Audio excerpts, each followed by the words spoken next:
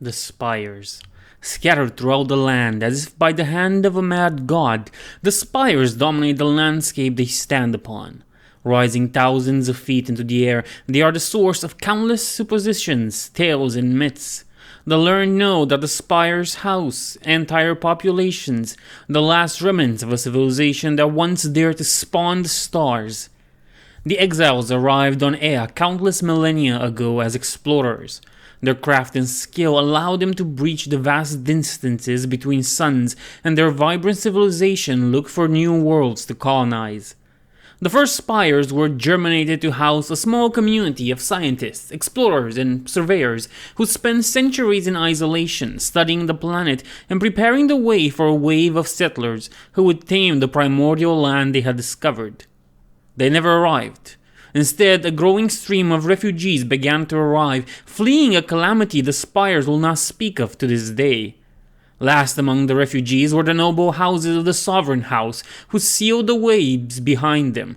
This ruthless act, calculated to eliminate all nobility but his house and its lineages, doomed countless millions they abandoned to die. The magnitude of this betrayal shattered exile society to its core. As political opposition raged and entire castes turned against their leadership, three factions were born from the ashes of that once great civilization: the Spires, the Weavers, and the Quiet.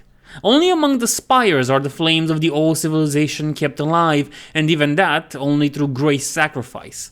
Following the loss of their population, the Sovereign House was forced to turn to the darkest of arts to recreate a pale shadow of the society they had shattered. Without the strictures of religious supervision or the ethical oversight of their own population, the scientists pooled their resources ingenious into a single directorate and turned the holy gift of life-binding into the soulless art of biomancy. True clones were only the first of the dark miracles they produced to replace the shattered population of the Spires and re-establish their economy. In a matter of decades, the Spire society was rebuilt from the ground up, but as the clone population grew and the reliance of the economy shifted to the products of the growth vats and spawning pools, the Sovereign House began to fear the growing influence of an increasingly assertive Directorate. Clone troops primed from the very flesh of the nobility and bred specifically for loyalty were deployed to place the Directorate under custody and end the threat before it ever manifested. Cold, calculating, and methodical, the Directorate had learned their lesson in betrayal long ago, along with the Quiet and the Weavers, and had spent almost a century preparing for their coup. They surrendered peacefully and watched the economy collapse. Without their expertise, the proper balance in the delicate internal ecosystems of the Spires could not be sustained and quickly collapsed.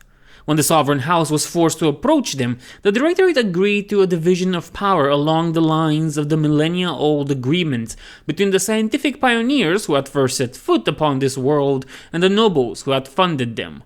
The wealth of the land belongs to the nobles, but operational control rests with the Directorate. Furthermore, the Directorate must devote its biomantic products to the reclamation of the homeland. Once reclaimed, the Sovereign House will cede all local holdings and claims on Ea to the Directorate in recognition of their invaluable assistance. As a result, what would normally have been an antagonistic relationship has become a fraught partnership. The lieges in the Sovereign House seek to influence the Directorate with funding for pet projects and pure research, in return for policies and regulations that benefit them at the expense of their peers. These delicate balances have been disrupted of late by the rise of the merchant princes. Members of the younger dynasties, these mavericks have taken to securing resources by trading directly with the outside world, bypassing the main tool of control and influence of the Sovereign House. The Directorate was originally keen on creating competition, but is regretting their decision to endorse these newcomers as the fragile power balance that bounded the Spires for millennia unravel. Trade and contact with the outside has introduced a new and volatile element into the machinations of the Spires, which have started spilling over into the lands around them. With uncertainty and greed reigning unchecked, it is only a matter of time before an errant deed sparks the conflagration of war with the younger races. In times of war, the Spires today remain one of the most potent powers on the planet. While the territory they control is very limited, the power they can project is vast. These armies are spawned directly from accumulated biomass and mineral resources that their root networks have secured throughout their millennia of rule. The bitter lesson learned in the loss of their homeworld have taught them to concentrate on efficiency rather than raw power when assembling their forces. This philosophy of efficiency pervades even their military thinking. With no ethical concerns to constrain their decisions, their troops are, after all, merely clones, Spire commanders routinely make decisions of breathtaking cruelty, perfectly willing to sacrifice entire armies to trap and destroy the opponent. The Sovereign Lieges. It would be easy to dismiss the Sovereign House as the fossilized remnant of a dead civilization. Their pointless posturing, their ostentatious displays of wealth and power, their mindless and cruel political games, they all point to a state of degeneracy and waste that would cripple any governing body. All these observations, however, fail to take into account their single greatest achievement: survival. The Sovereign House has survived the loss of their homeworld, the exodus, the rage of dragons, and the disintegration of their civilization. Somehow, they have managed to adapt, evolve, and overcome all obstacles before them and still emerge on top. Though few would acknowledge it, the current arrangement of the Directorate suits the Sovereign House perfectly. Blinded by the transient promise of power, the ambitious youth of each lineage devotes its energies to joining the Directorate, freeing the eldest among the Sovereign House to focus on their true objective. For countless millennia, the lineages have amassed resources and honed their forces with but one objective: the reclamation of their long-lost ancestral lands. Spurred by their sovereign, that elusively yet terrifying figure that rules over them with an iron fist, the bitter memory of defeat and humiliation has helped the lineages to keep their focus on recovering their lost lands. In preparation for their monumentous event, they have hoarded the vast majority of their resources that the Spires have harvested across millennia. To further their efforts in reclamation, the lineages of the Sovereign House vie for prestige and influence by funding the creation of ever deadlier and more efficient warriors. Months-long tournaments are sponsored by the Sovereign, where each lineage can display its prized war beast in brutal challenges that serve to entertain and distract the nobilities in time of peace. Over the course of countless years of debauched blood sports, they have honed their personal forces into a formidable fighting machine geared towards the single, explosive release intended to sweep their ancient enemy from the promised lands. This most recent fracas with the merchant princes is but a small diversion, a long-awaited chance to pit their honed forces against the hapless inhabitants of this realm. The Directorate. The Directorate exhibits the same brutal ruthlessness of the Sovereign House, but weighs it with the cold pragmatism of their hollow scientific method. The remarkably transparent and open selection process to a Directorate seat can make the politics within a lineage change very quickly. Shunned members or obscure family lines can rise to prominence with a single appointment, while established family lines can wither if they fail to secure seats within the Directorate. The fluid nature of intra-lineage politics also deeply affects interlineage politics, with frequent betrayals, reverses, and assassinations keeping the nobles focused on their game, just like the Directorate originally envisioned. In contrast, the Directorate seems to play the role the Sovereign House expects them to, without too much friction. Honed by the principles of their biomancy, they display tremendous patience, observing the shifts and trends in the balance of power with a clinical detachment, adapting to the prevailing political environment with as little disruption as possible. Some directors, particularly amongst the youngest generation, see this as a sign of subservience, and perhaps they are right. Their elders, however, have been playing this game for millennia. They have already won this round, wresting control of the Spires from the Sovereign House, and are focusing on the next. With limited resources at their disposal, every move today is aimed at a result not a few years from now, but decades into the future, when they finally inherit Ea, free of control from the Sovereign. Particularly unimpressed with the lineage's fixation on the lost lands, the Directorate pursues instead entirely different goals that will ensure their freedom. On Ea, the Directorate broke from millennia of tradition and started charting their own path, evolving the stifling practice of life binding into the wonder of biomancy. And it is on this world that they intend to claim their destiny, free of the manipulations and governorship of the sovereign house and its lineages, and soon thereafter free of any who might remain on this world to challenge their claim. While unlike the sovereign house, the Directorate does not have endless resources to marshal into the furtherance of their schemes. Many of their greatest creations are at the behest of the lineages. As a result, when a Biomancer is seen on the battlefield, he is often leading the strangest and deadliest creations his twisted genius and the endless resources of the sovereign house can create. The Underspire. Nestled underground beneath tons of hard-packed dirt and the tough fibrous ganglia of the spire itself, the Underspire protected the most essential process of the spires from the depredations of the dragons and shielded its inhabitants. As the Dragon War ended, the thin atmosphere and sharp sunlight of the upper reaches of the spire called to the members of the sovereign house with their memories of their homeland. Within a few short years of their defeat, the lineages had relocated to the highest portions of the spires. Loath to leave the central biotic systems of the spire and the vast spawning pools that were the source of their newfound power, the Directorate soon realized that mingling with the lineages brought influence, prestige, and resources. In time, its senior members moved to the upper spires to engage with the sovereign house directly. Slowly but steadily, the Underspire was left for the lowest of the Directorate's menials, the Pheromancers. Incapable of, or often barred from, practicing the more advanced levels of biomancy, Pheromancer resort to the cruel manipulation of ingested biomass to create scents and pheromones. This allows them to command and guide the basic systems of the spires, as well as the simplest and most animalistic of drones. Coded into powerful scents, the pheromantic compulsions can bypass the rudimentary cognitive functions of these drones, stifling all thoughts of self-preservation or natural instinct and turning even the unruliest of drones into a nightmare on the battlefield.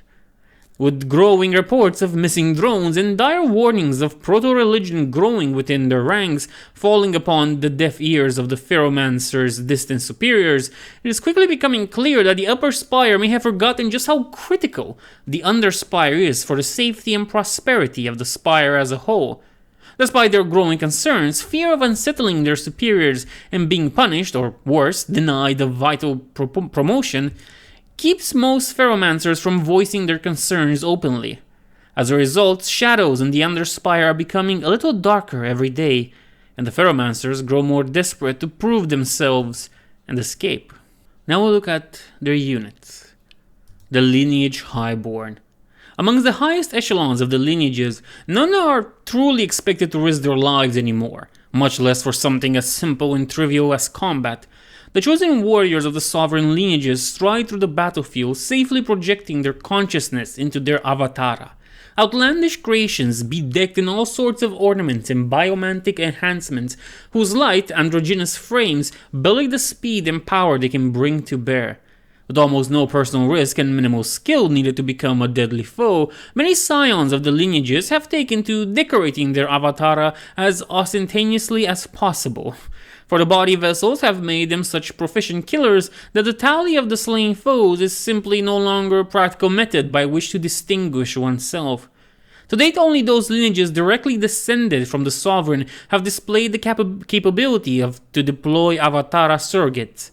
If any among the Directorate or the minor lineages possess the capability, they keep it well hidden, for they know the Sovereign will stop at nothing to ensure their destruction, as he already did when the surrogates were first displayed.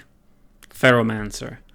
While it is true that biomancy can allow its practitioners to attain the pinnacle of Spire society, not all are deemed worthy of these lofty aspirations. Tribe accounts suggest that raw talent and discipline are considered defining factors in the advancement of a biomancer. Yet the dangerous political games that the Directorate and the court play can see a biomancer exalted beyond his true means, or crushed despite his talent.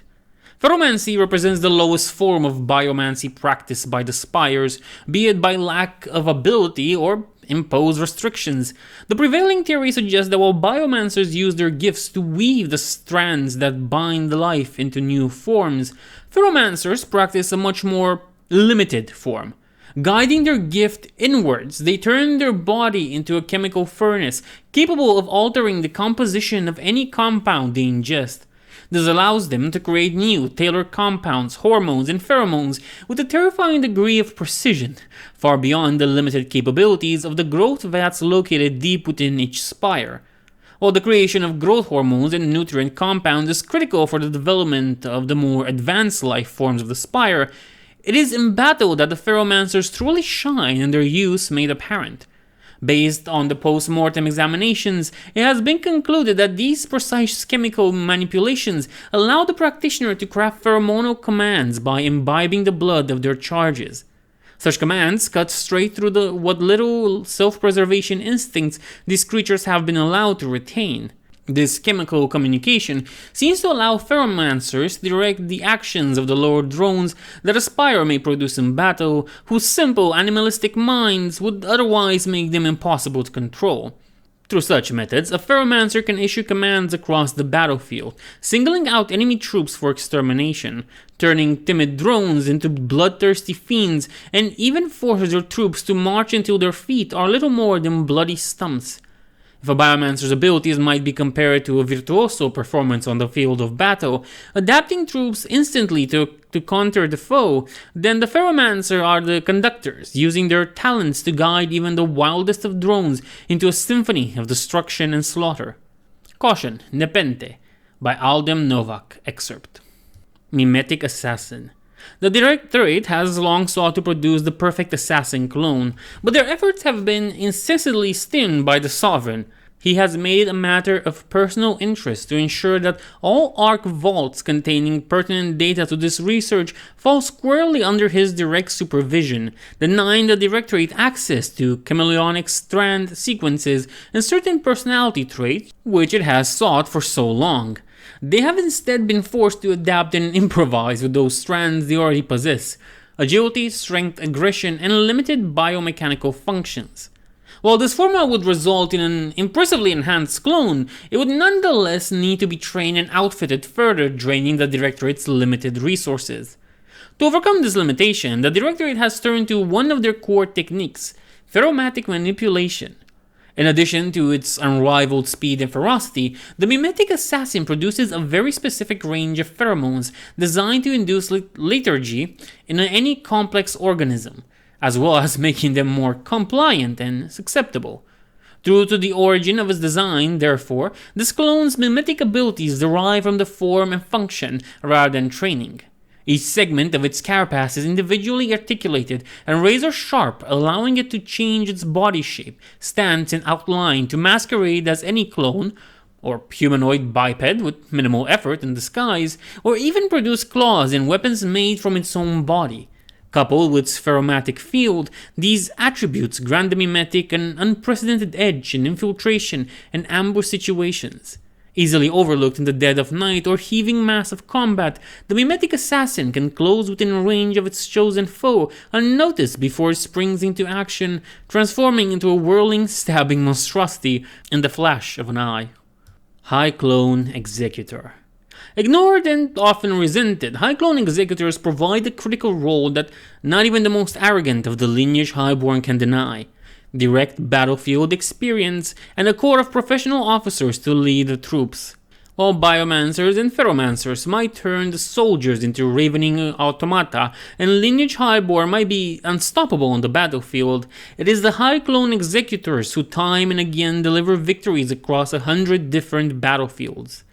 To achieve the rank of Executor, a clone must have advanced through the ranks of the Vanguard Infantry and Infiltrators. This hard-earned battlefield experience grants them deep tactical and strategic insight that is seldom found within a Spire's forces. Competition for recognition and advancement among the High Clones is fierce, and its expressions are not only physical and violent. These are broadly tolerated, if not encouraged, by their overseers to enhance these desired traits and cull those lacking them. Those that survive and excel in the Infiltrator teams earn the right to don the powerful Terraphon suits, It is a testament to the seductive nature of the raw physical power this suit provides and the highly addictive cocktails of drugs and pheromones it secretes that only a tiny fractions of those who survive long enough elect to abandon these suits and demand their selfhood be recognized. It is a curious aspect of Spire's social structure that the concept of nation and state does not exist, in that one is either acknowledged as sentient being or is not.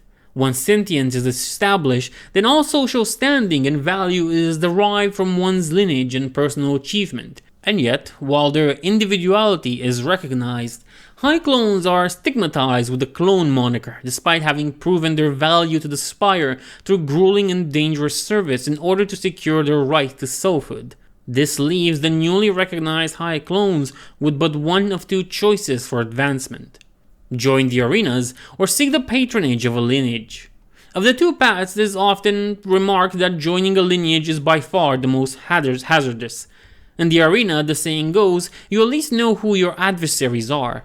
Nothing, on the other hand, has prepared a High Clone for the machinations and power plays of lineage politics. Lacking the refined education of their Spire betters, veteran High Clones possess only those skills they have earned on the battlefield. Tactically knowledgeable as infantrymen and strategically acute as infiltrators and Pteforan riders, High Clones excel at what they do but not always at the society they live in. A fraction of them have managed to adapt and employ their training in politics, rising above their intended station. Most often than not, they are given a modest stipend and employed as ceremonial guards, since the real bodyguard roles for the truly exalted amongst their society are reserved for those creatures whose loyalty and combat capacity are compelled by biomatic means. Those who are not content with these limited roles must vie to be recognized as executors, officers in one of the sovereign's lineage armies. In order to advance through the ranks, executors must have proven and keep proving their ability time and again, both on the field of battle and without. They must secure chances at proving their capacity, provide victory on the battlefield, and be able to claim credit for that victory. Always vying against backstabbing colleagues, jealous superiors, and ruthlessly demanding masters, the result is that should one encounter a High Clone Executor leading an enemy force, he should know he is facing a ruthlessly competent individual who has no compunctions or limitations on the pursuit of victory. Biomancer. To look upon a Biomancer is to look upon biomancy itself. These are the favored agents of the Directorate, and the full resources of their twisted genius are at their disposal. Everything about them, from their clothing to the menagerie that follows them, and even their very bodies, are the direct product of a biomatic process. Standing 6 feet tall, their spindly bodies have been adapted to the rigors of their academic life. Digestive systems have been reduced to minimize distractions. Their senses, particularly sight and smell, have been enhanced to an astounding degree, so much so that the clothing they wear to battle is designed to reduce the sensory overload, allowing them to focus on the task at hand. And the task is only ever the furtherance of the Directorate's plan first and foremost. So long as the Directorate plans are uninterrupted, loyal and capable biomancers enjoy an almost unparalleled autonomy and discretion to pursue their own goals. In the reality of the competitive environment of their peers, however, the matter is never so simple. Those of them who have survived and advanced have learned that while there is some latitude, loyalty, and genius will only take you so far. With so many prospective candidates willing to literally kill for the position, demotion in that could be as little as a mistake away. Ruthlessly cold and honed by this environment, one can be certain that those biomancers he encounters all share the same sharp, cruel intelligence and the will to use it mercilessly in the complex political arena of the Spires. All commanders know that inviting a biomancer to the field of battle is a calculated risk. Their duplicitous nature and the primacy of the Directorate's will in their agenda is common knowledge, but the power they yield is one of the greatest force multipliers the Spires could hope to possess. Biomancers have moved well past the crude art of Pheromancy, affecting the flesh of their subjects directly. While this would normally be impossible outside of the laboratory conditions they normally enjoy, almost all the troops of the Spires are spawned under the auspice of the Directorate. Their flesh is riddled with alterations and unfinished changes, primed and waiting for the sorcerous efforts of the Biomancers.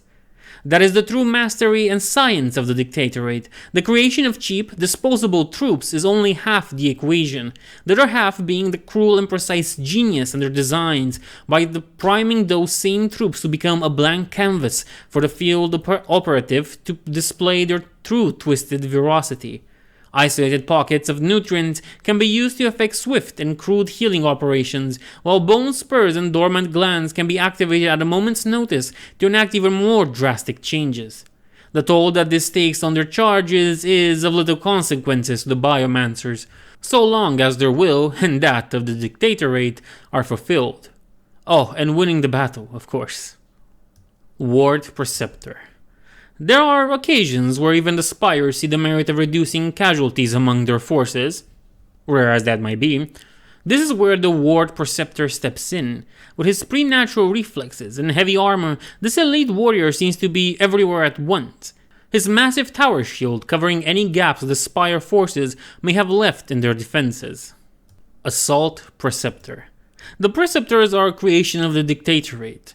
Originally intended as a frontline unit to replace the Vanguard strain, whose combat prowess was based on coordination and reaction, they were retired, citing the very resource-intensive training process they require to be considered battle-ready. Of course, one could argue the Sovereign would also now look kindly on a tightly structured and well-coordinated fighting force capable of autonomous thought and communication. Low to waste resources, the Dictatorate repurposed the project, introducing Preceptor leaders to Vanguard Clone formations to increase their coordination and cohesion. So far, preliminary trials show a significant increase in battlefield performance.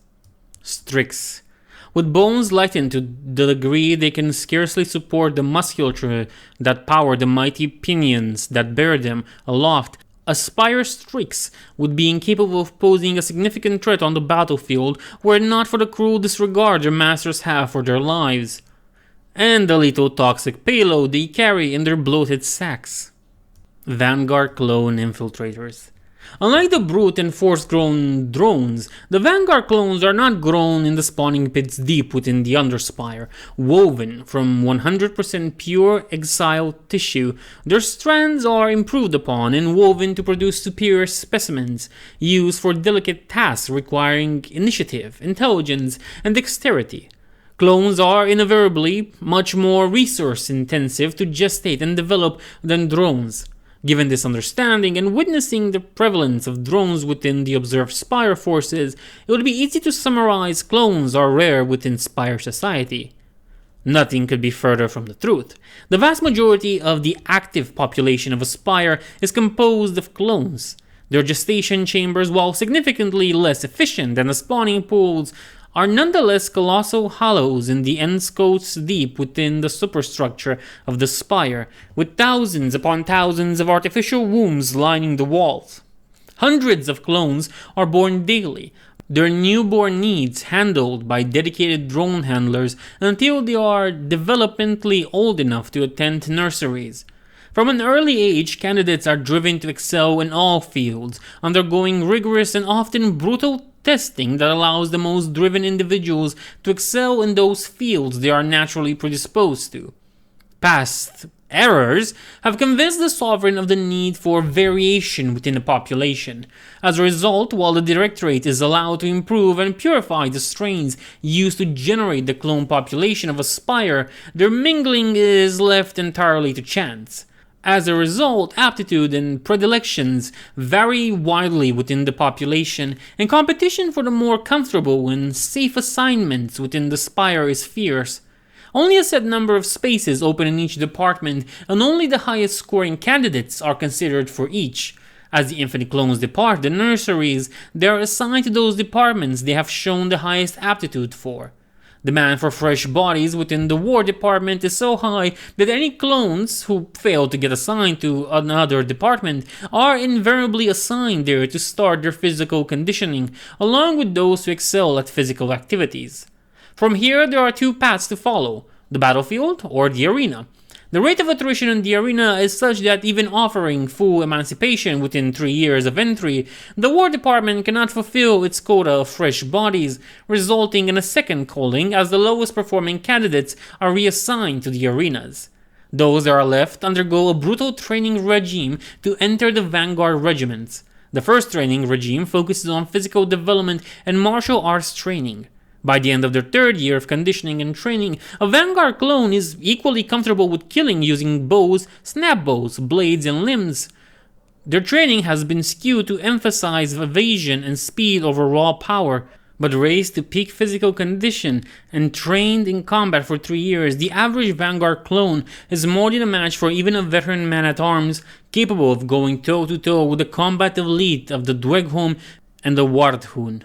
Those Vanguards who have survived 3 deployments are given a choice: continued service in the line infantry or 5 years of service as an infiltrator after completing the necessary training.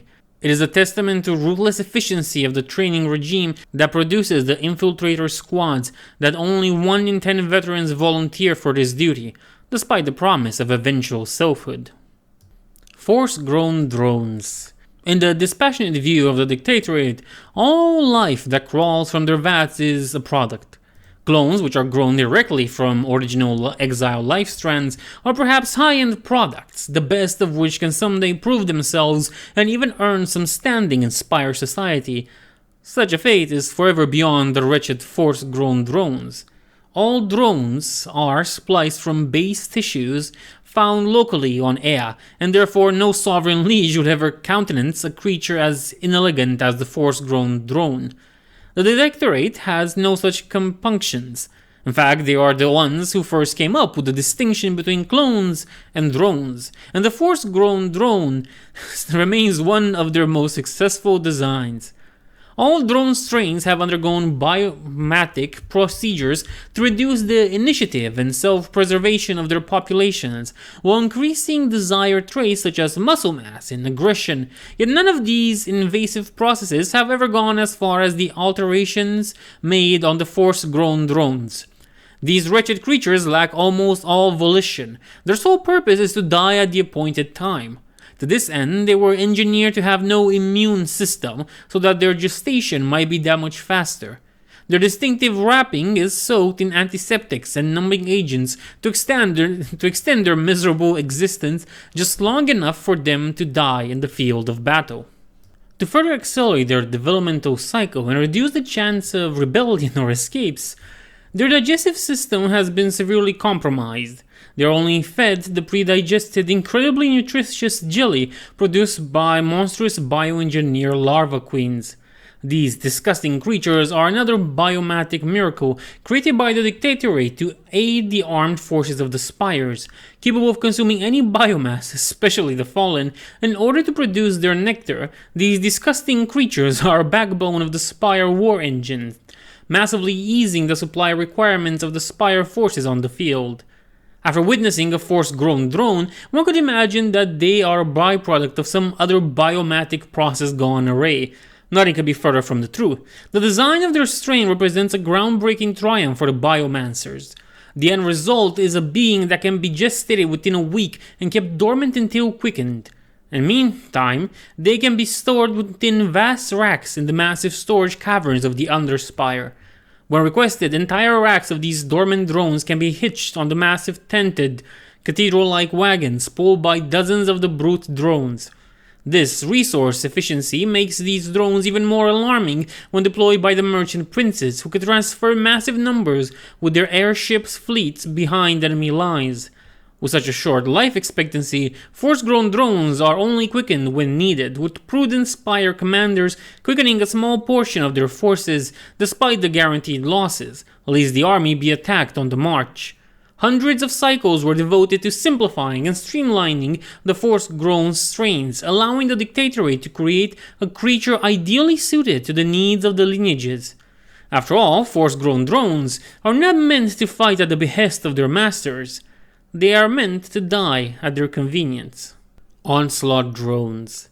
A portion of all force-grown drones is titled to the Onslaught program, an advanced research grant established by the Directorate to further the development of the Spire's combat drones.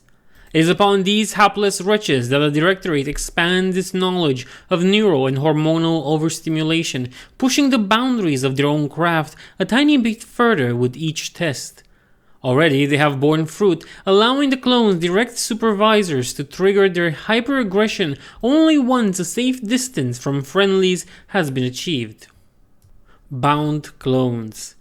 Lacking the mental prowess to join the Directorate or the beauty to serve the lineages directly as domestics, the vast majority of clones decantated find their way into the ranks of the Bound, the professional forces each sovereign lineage keeps on retainer. Clothed, fed, equipped, and trained at the lineage's expense, these soldiers are kept on standby for those tasks that require a fully cognizant mind and could not be entrusted to a servile drone. They should not lead one to think that their lives mean more to their masters, but rather that their masters expect more for the investment into their continued existence. Regarding the lineage Highborn, these Avatara can also be deployed in groups. The sheer ruthlessness with which he called the project the Sovereign, and any records of it outside his control suggest that this technology somehow represents an existential threat to the Sovereign, but few, if any, have been able to grasp why. The military advantages are of course tremendous, but that alone does not justify his response. What nobody knows, except for the long-deceased creators of the Avatara and the Sovereign himself, is that unlike current surrogate suits that have a maximum projection range of a few dozen miles, early testing of the original specifications had revealed no measurable limit to the projection range of these suits. The Sovereign grasped the significance of this technology instantly, and with his characteristic ruthlessness, acted to acquire it and ensured that only he would possess it among the Spires. A great deal of the Sovereign's reputation as an infallible leader and intricate plotter could very well be based almost exclusively on the advantage provided by his advanced surrogates that allow him to act on information that he has no right knowing as the curse halfway across the world. Brute Drones. Unlike the elegant biomatic processes and techniques used in the development of creations like the Marksman Clone, the Brute Drone reflects the callous disregard the Spires have for the suffering of their creations. Selected from the least imperfect of the force-grown drones they employ as cannon fodder, the prospective brutes are carried off and subjected to a ruthlessly efficient testing process to see if their bodies can survive the stress of transformation. Those who fail this test are left fit for little less but biomass recycling. For those that survive, this invasive procedure ends with the prospective clones being sealed in the massive armor which they will wear for the rest of their lives, short as those may be. They are lowered, armor and all, into a vat with hyper-aggressive muscle and bone augmentation agents. Coupled with hormonal growth treatments, the result is impressive, if limited.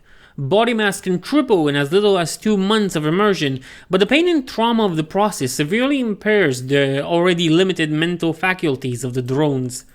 The massive armors they are immersed with are soon filled out completely, stunting further growth and provoking increasing amounts of pain on the nascent brute drones. Once the pain is intense enough to overcome the sedating agents added to the vat mixture, the brute is considered fully grown and decantated before its mad thrashing harmed the rest of the batch. The process could be far more compassionate and effective, but time and practice have shown this to be the most resource-efficient method to develop these frontline shock troops. The monstrously high fail rate amongst the menial drones is more than compensated for by the tremendously reduced cost and oversight. Towering well over 2 meters with most specimens touching the 3-meter mark, brute drones are a towering mass of vat-grown muscle and aggression. Their skin, where it can be seen beneath the ichor-soaked bandages they bear, is a ravaged mass of scar tissue and subdermal bone deposits.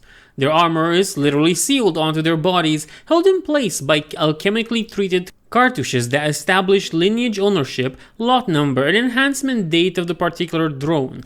On the battlefield, brute drones are little more than living battering rams. As a result, they are always deployed in conjunction with a Pheromancer, whose powerful pheromonal commands are the only thing that can cut through the haze of pain and rage that clouds their mind. The Marksman Clones. The exiles never risk their own precious lives in combat. Instead, they spawn warriors from the growth vats nestled in the bowels of the spires, which draw directly from the massive stores of biomass and mineral resources siphoned by the spire's root structure. Among these creations, clones are a valuable and much favored commodity. Unlike the unsophisticated, almost mindless drone troops, clone flesh is grown directly from the exiled tissue. Time and effort is actually spent in the shaping of their minds, bodies, and weaponry. These elite creations become the champions of the lineages, a display of power and biomatic competence. Almost since their arrival on Ea, the lineages have been preparing for the reclamation of the lost homeland.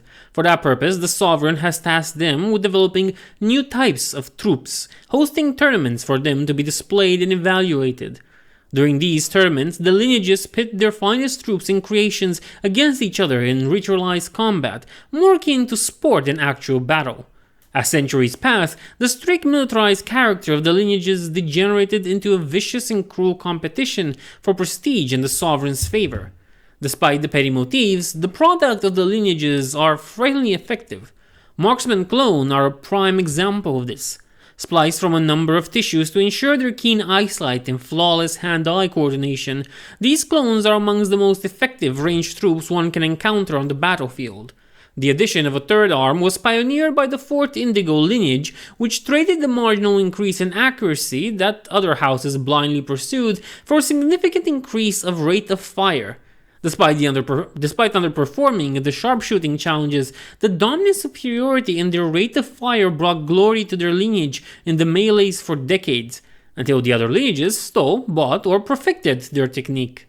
Unleashed on the outside world for the first time in millennia, Marksman Clones are reaping a bloody toll on the battlefield, providing withering salvos of accurate fire for the monstrous throng the Spires call an army. Abomination. Abominations loom several man heights over the head of even the tallest mortal. Their gore-sickled slim spider out from its bulbous, distended abdomen and thorax. They are instruments of pure mayhem on the battlefield, scuttling forward and reaping a bloody toll with their sight like appendages, leaving only bloody ruin behind them. Survivors speak of keening whine, just on the verge of hearing, that pervades their memories, a sound that registers deeper than the cries of their fallen comrades. This is the only sound an abomination can make, the only sound it is allowed to make, a keening howl to convey the depth of their misery and torment. Abominations were not originally intended to serve as organic war engines. They were an advanced and cruel form of punishment, devised on whim by the Sovereign. And scots deep within an abomination lies the body of an exile who has betrayed his trust or breached the most sacrosanct of Spire laws. Despite significant effort, even the Sovereign's most ardent opponents have not been able to come up with a more cruel punishment and have adopted this cruel torture for their worst enemies. Invasive cerebral procedures impairs the cognitive function of the condemned as chemical and hormonal treatments are applied to make them lose control of their life-binding gifts and forcibly bound them to a lower organism. Multiple organisms were proposed and tried, but the humble ant was ultimately preferred. While more gruesome examples could be made, it was found that those abominations bounded to other species were too intractable or self-destructive. The ant's instinctive hierarchical physiology somehow makes it more susceptible to pheromonic command, forcing the body to respond to orders while allowing compromised psyche trapped within the hellish amalgam only enough control to quell its anguish even while enacting the will of its tormentors. Incarnate Sentinel.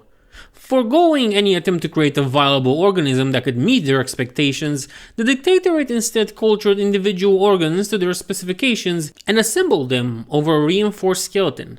Sacrificing almost all attempts at elegance in return for function, the Incarnates are the most successful efforts of the Directorate at overcoming the limits of flesh. Centaur Avatara.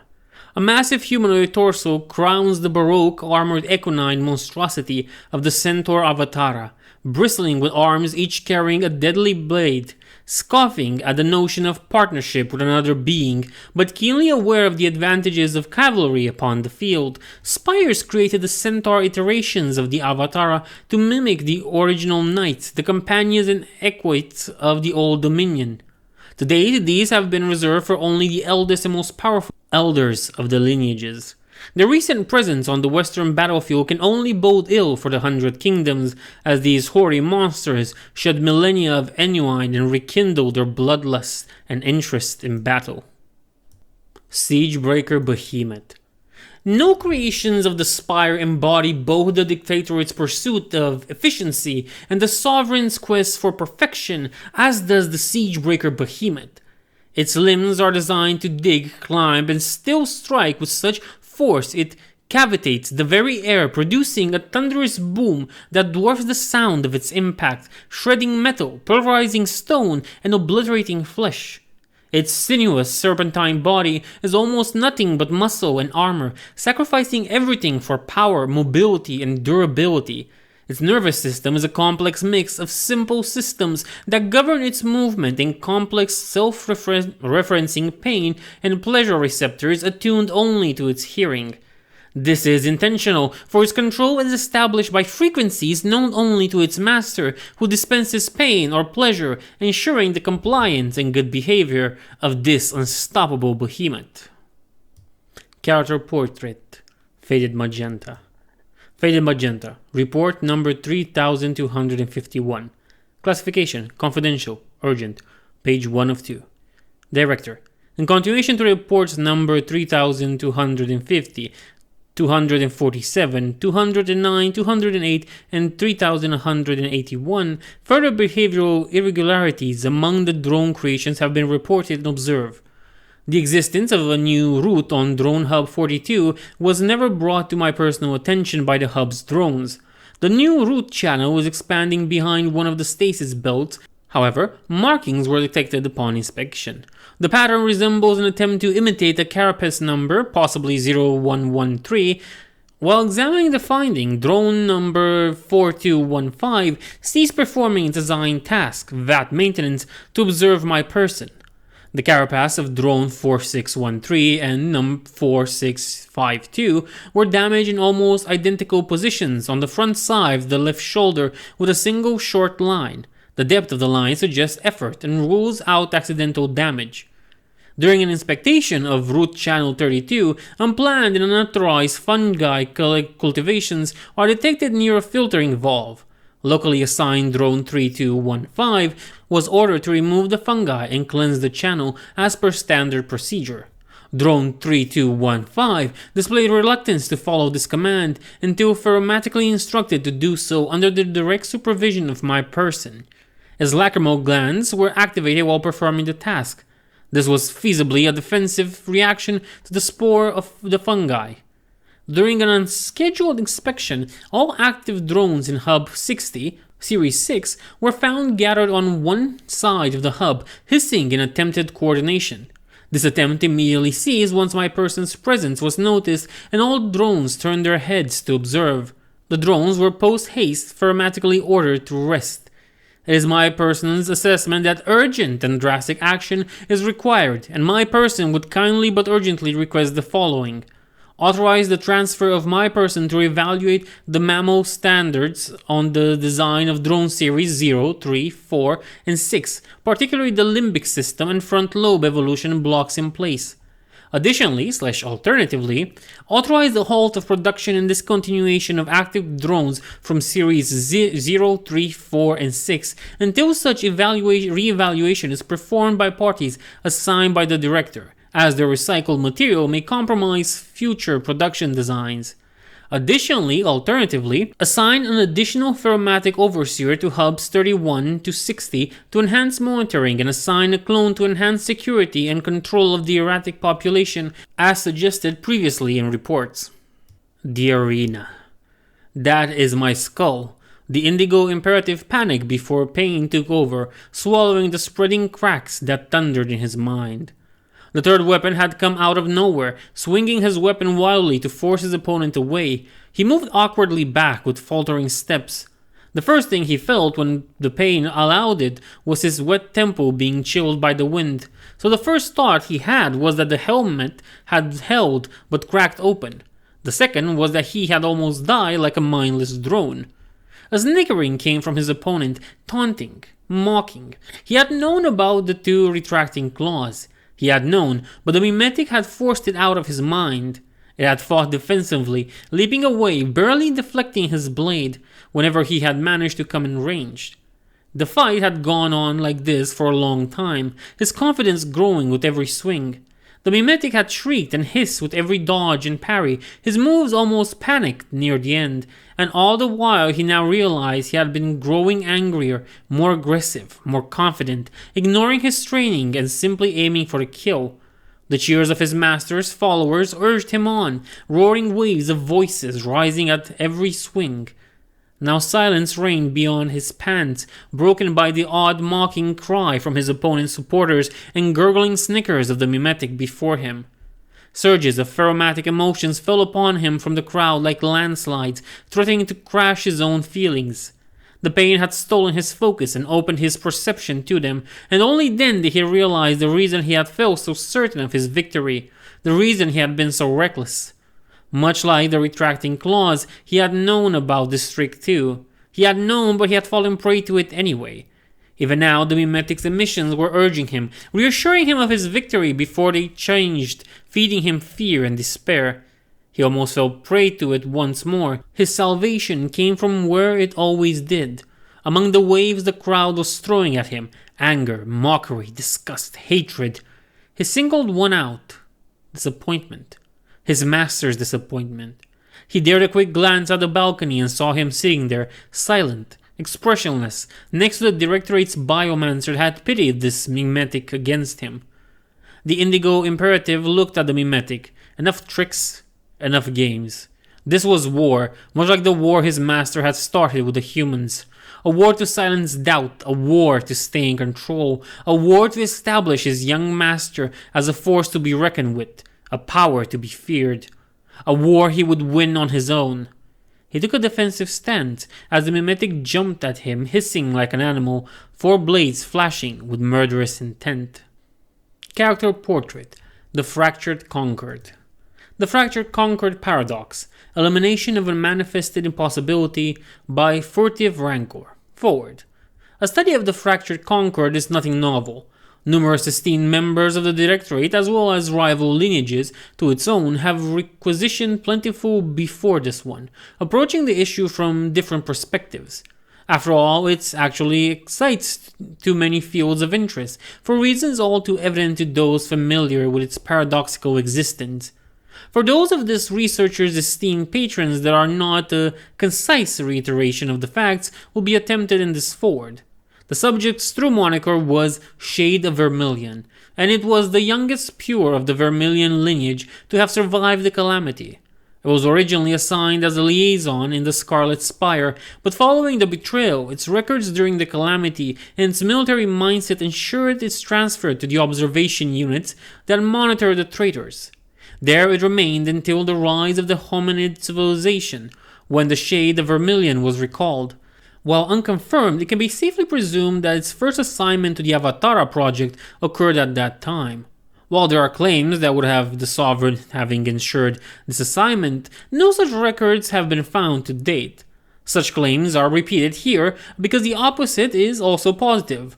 No records of the Avatara project exist to disprove the hypothesis. It is, however, a matter of public record that the Shade of Vermilion's Avatara was fielded on multiple occasions during the unrest of the time of the hominid decline, and in fact one was destroyed to the effects of the Decide. 2 native centuries after the Decide, a sovereign mandate demanded the transfer of resources from the eastern Spires to the west, and the Vermilion lineage were assigned as task overseers. Among the escort forces of the mobile container vats were 6 Avatara units. The Shade of Vermilion was operating one of them along with 5 other Avatara handlers. Their bodies were being transferred into the sealed container vats to secure their continuation while they remained within the projection range of their Avataras at all times. Inside each of the container vats, a Mimetic Assassin was put as a last line of defense. However, repurposed by party or parties unknown, all 6 Mimetic Assassins discontinued their wards. In conjunction with the other 5 Avatar handlers, the Shade of Vermilion was terminated. Unlike the other 5, it was not eliminated. Its projections remained in the Avatara despite its body's discontinuation. This unprecedented and unrepeated event became known as the Fractured Concord paradox. Starting with the legitimacy of its existence under regulations, the continuing existence of the shade of vermilion has been the subject of multiple debates, studies, and theories. A number of those are indeed often quoted and used as guidance in this study. Others, of diminished scientific value, explore the effects of this existence on the mental capacity or even the psyche of the subject and have been ignored. There is a certain element of fear present in discussions concerning the subject, defying reason and evidence. Its mastery over use of the Avataras is unsurpassed. Its lack of physical manifestation means it can project anywhere, casting its consciousness on an empty host in any spire. It has abandoned the techniques and mindsets of the traders and used life binding with its Avatara. That is how it persisted. It can project on multiple hosts, fracturing its mind, and so on and so forth. The facts of its existence, however, are these. The Shade of Vermilion was formally terminated since the destruction of its body, yet its consciousness persists within the Avatara husks. Its existence was recognized under the moniker of the Fractured Concord, and it is stationed as a military overseer in Halustem. Despite its unique relation to the Avatara project, there are enough public indications that it enjoys the sovereign's tolerance, even favor, which has seemingly ensured the Fractured Concord's absolute loyalty, or vice versa. It is able to transfer between Avatara husks, and in fact has been terminated 3 times already in this manner. While it is theorized that these Avatara need specific preparations, the specifics and procedures of this method remain unknown. There is no solid and confirmed information about the details of its condition. Despite the lack of facts, as requested by this researcher's patrons, the study will explore the methods in which the paradox could be ended and the Fractured Concord accurately and conclusively eliminated. Character Portrait: The Alchemist. To His Majesty the King of Degstrat, 13th day of Noctima, the year of redemption 658. Blessing upon thee, your majesty. His Eminence was pleased to hear that the funds and resources provided by our benefactor have reached you safely. He also requires of me to inform you that reinforcements are already riding to your kingdom from Sicilia. While definitely aware of some of our movements, King Frederick's attention remains focused on the Spire. He has allocated a lot of time, effort, and resources in discovering more information about the demons of Nepenthe. His Eminence finds it prudent that I relay such information as I can on the matter. Once your Majesty's divine mission is accomplished and the lands of the Branding Guard are thine, your Majesty must be prepared for an inevitable confrontation with Nepenthe. We have managed to copy some notes of the various post-mortem examinations Frederick's men have performed. I have enclosed them in this letter so you can study them at your Majesty's leisure. I must apologize for failing to deliver more. The supervision of the examinations have been assigned to one Sir Willowgarth of Rennes, an accursed Templier, and infiltration has proved difficult. You will be pleased to know, however, your Majesty, that we have gathered enough evidence and I have men ready to testify, if so as that the murderous king has been using mages regularly. These are 2 graduates of the Pool of Stillness, not renegades, but such things can easily be presented in a favorable light. Their task has been to use their foul magic to observe the demons of Nepenthe in general and gather information on the king's adversaries, the demon called the Alchemist. As your Majesty recalls, our agents suspected that the Alchemist belongs to the nobility of his people, what the Dominion text provided by His Eminence describes as lineages. While this has now been confirmed, it is strongly suspected that the Alchemist does not hold such a high station of power in his society as previously believed, and his allegiance to the lineages should be considered suspect for 2 reasons. Firstly, in their vast majority, the Spire forces remain within the confines of Nepenthe despite Frederick's deployment around it. While the destruction of Vatsdam may be partially responsible for this hesitation on Nepenthe's part, a report intercepted early this month claims skirmishes are taking place inside the halls of the Spire.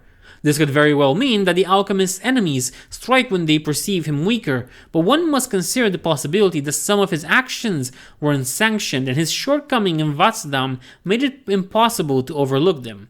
Secondly, monstrous activity has increased far beyond the fables of the monsters of Nepenthe and has prevented close observation. It is possible, or so the heretic Allomancer suspect, that these are creations of the alchemist himself, set loose to keep Scout at bay while the actual military forces under his command are occupied with internal struggles. If this is true, then the alchemist must be acknowledged as a master performer of the Spire's craft. This again should be considered an oddity. Such a mastery of complex creations is usually connected to another group of influence in Spire societies. The man stopped writing. The pen danced awkwardly in trembling fingers. It had the effect, the eerie, high-pitched voice, dressed with distant whispering, echoes, and growls, as if more mouths than one spoke at the same time. Amend the previous sentence, the voice spoke again. Vanity must not be allowed to be detectable, even as pride must be subtly hinted at. The man nodded hesitantly, but picked a new piece of parchment nonetheless. He let a heavy sigh to release tension and steady his hand and started writing from the beginning. Is any of it true? He asked once he finished and offered the letter for inspection. Every word, the figure replied after a moment. Then I don't understand, the man went on. Why give out such info? His words faltered and were lost, his eyes betraying his sudden lack of focus. The figure had gone up from the shadow corner of his armchair, but that too seemed to leave the man indifferent. Licking his lips nervously, eagerly, his gaze was pinned on the small bottle the figure produced from somewhere deep inside its heavy robes. Such a curious little biped, the voice muttered to itself, as it left the bottle of the table. The man gestured, dispelling evil, but all too quickly. Once the figure was gone, he snatched the bottle and opened it with trembling hands. The living world of faded magenta. With a series of reports about erratic and disturbing behavior of recent drone series being dismissed repeatedly, Faded Magenta decided to disobey the orders of the Lineages and cull the entire population of erratic series. Interrupted by an unnamed Directorate agent, he was offered an alternative: to leave enough erratic samples alive to observe while forging numbers and reports to appease the Lineages. His new mysterious patron offered one of his clones for protection, or more likely to monitor him closely. Regardless of his suspicions, Faded Magenta decided to go on with his observations as agreed with his patron, choosing to isolate the flawed population from the non-erratic drones. This, he believed, would allow for the erratic behaviors to develop further. He soon observed that the flawed behaviors expanded beyond his expectations, though he could not explain how or why yet. His efforts were interrupted by the announcement of an inspection. Fearful that the inspector would discover his crimes, he acted alone, sidetracking his clone protector and attempting to keep his patron in the dark about his plans. He arranged for an accident with an erratic drone, blocking a brute's pheromatic receptors to all but his personal emissions. He had the massive drone delete the inspector while he remained safe. With his last breath, the inspector revealed that this drastic action was unnecessary. He too was serving the Faded Magenta's patron. Deciding to own to his mistake and attempt to present it as a sign of his capabilities, he kept the brute alive and readily assumed blame. His patron was less than understanding, promising that one day the Faded Magenta would better learn the politics of the higher Spire, and with his talents would eventually excel. But not yet. What was worse, the patron was demanding, and not so many words, that all notes about his unique method of controlling the brute drone during the arranged accident were delivered on to them. Torn between anger for being dismissed as a mere Pheromancer despite his accomplishment with the brute and fear for protectorless existence in the Underspire, Faded Magenta decided to embrace the image others had of him, a lowly, dim-witted Pheromancer that did not know any better. Drowning his patron in a series of detailed but largely trivial or deflective reports, Faded Magenta turned the very system that had buried him in the Underspire against his would-be controllers. Invoking obscure but yet valid bureaucratic concerns, he delayed the termination of the Brute and therefore the presentation of any meaningful post-deletion analysis, long enough for him to secretly switch carapaces and therefore the Brute's identity. At the same time, he kept all important notes and methods about his work to himself until eventually his patron absent-mindedly dismissed him as a useful tool when his Protector clone departed. Alone at long last, Faded Magenta eagerly assumed his old life. Almost. Choosing to ignore the flawed drones and instead concentrate on his own research, a method of tailoring drone receptors to a specific person's pheromatic emissions, thus excluding control by others, an illegal field of research. Eventually, the Brute named Mass proved a loyal companion, company, and valuable research asset. His short lifespan, extended as much as he dared before venturing into further illegal practices, was swiftly coming to an end. Deciding on the value of post-expiration above the silent company Mass offered, Faded Magenta allowed his pet Brute's existence to expire. In a moment of weakness and sentimentality, he thanked the expired Mass, not realizing he was being watched by the flawed drones. Throwing himself to his work, Faded Magenta balanced precariously between maintaining the image of a dutiful but not always successful Pheromancer to avoid drawing attention and secretly continuing his personal research. Progress proved very slow, for loath as he was to admit it, he was a lowly Pheromancer, and exhaustion often overcame him as he worked almost without rest. One such sleepless night he realized he was being watched. A group of flawed drones had gathered outside his laboratory despite their directives. Faded Magenta threw caution to the wind and approached them. Terrified and barely able to contain his panic, he heard one of the drones attempting to speak, mimicking the words he had once said to Mass. "Thank you." Sometime later, reports ceased to arrive from Pheromancer Faded Magenta. None knew what had happened. None cared. Without ever attempting to search for him, a replacement, surmounting principal, was sent to fulfill his duties. Soon after, a report signed by said Pheromancer was submitted, in which it was revealed that Faded Magenta had expired and his equipment had been rendered useless. With the report out of the way, the Pheromancer turned to a drone, addressed him as faulty, and underlined the success of faking one's own death. Officially dead to the upper levels and assisted by his flawed drones, Faded Magenta carried on with his plans undisturbed. Sovereign of Interference by Anonymous. It is no coincidence that many Dweghom holds suffered a series of tumultuous and bloody changes in their regimes at the time of Charles R. Martellum's early career. It must be considered as part of the principal reality of the Dweghom existence. Radical changes in the world were always resonating on Dweghom hearts, their primordial predisposition making them much more sensitive to any disturbance to the balances or imbalances of Ea. Gyekdom nearly reached its own self-destruction at that time, its various clans locked in a war that rarely had an equal and laid the foundation for the departure of 3 clans. A scant few centuries later, Golon's Raeg was violently dethroned, an event not remarkable in itself, but made so by the fact that he was killed by a Nemser initiate.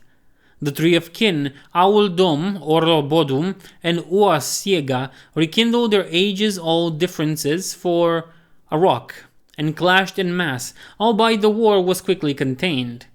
It is also no coincidence that many small Dweghom warbands marched the surface at the time, which was conveniently forgotten by most humans. The reason? Charles suffered one of the few defeats of his recorded life by such a force from Enurek, which almost jeopardized his entire campaign against the city-states, as they blocked the passages through the western Albine. His loss was a blessing in disguise. After all, Charles was a more learned man than most, and he was always being properly advised. For a victory over the Dweghom could have started a chain reaction of challenges against this human. Some also attribute the direct involvement of Svartalgalm, as well as the increased aggression of the Nords to Charles's rise. This is true, but only indirectly so.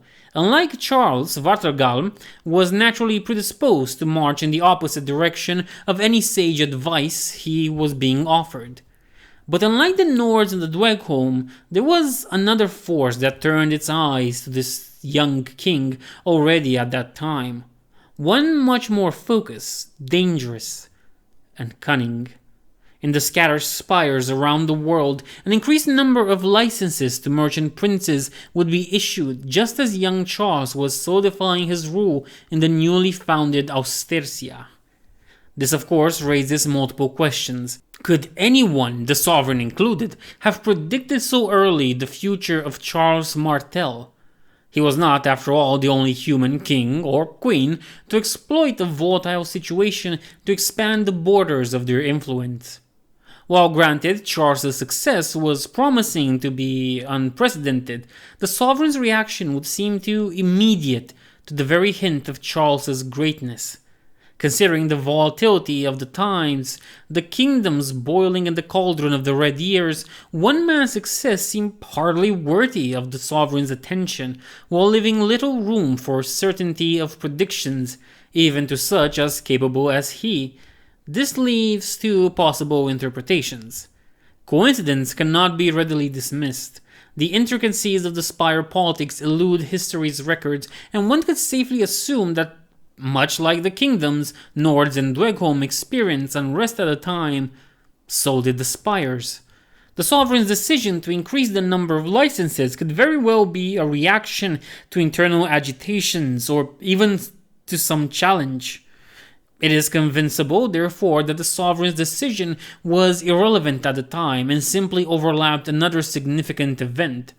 That being said, it is hard to imagine that the sovereign did not truly understand how his people would infiltrate human society as a direct result of such licenses, and the timing seems too opportune to be coincidental.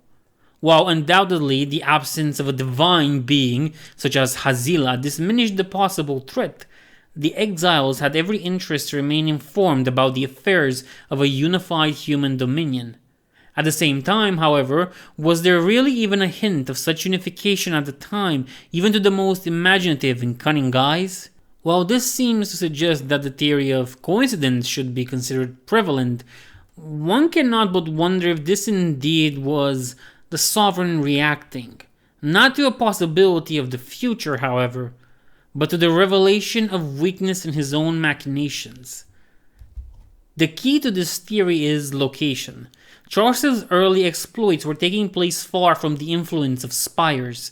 The closest spire was Turabai, and considering the mobility of Enruke, it is hard to imagine that the Spire would not concentrate more on that much more immediate threat. The destruction of the Exile campaign, after all, was too recent by Exile standards.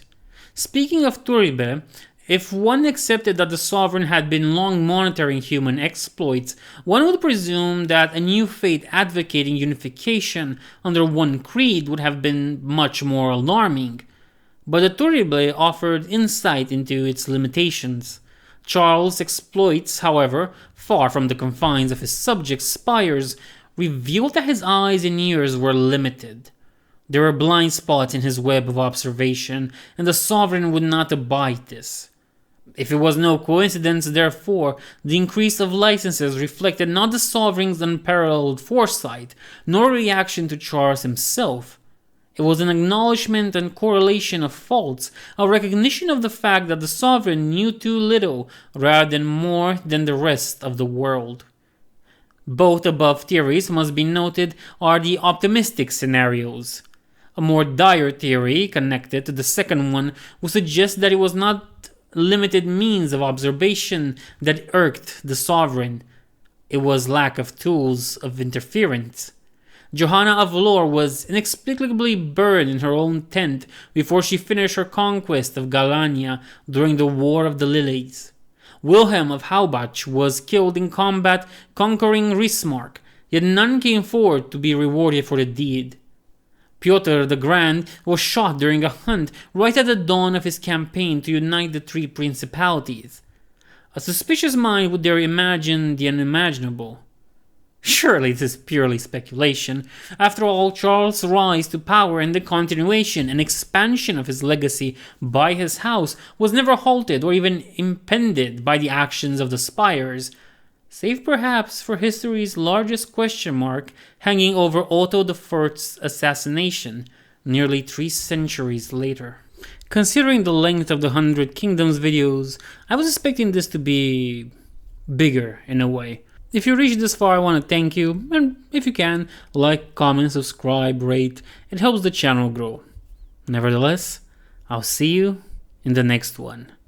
Arrivederci.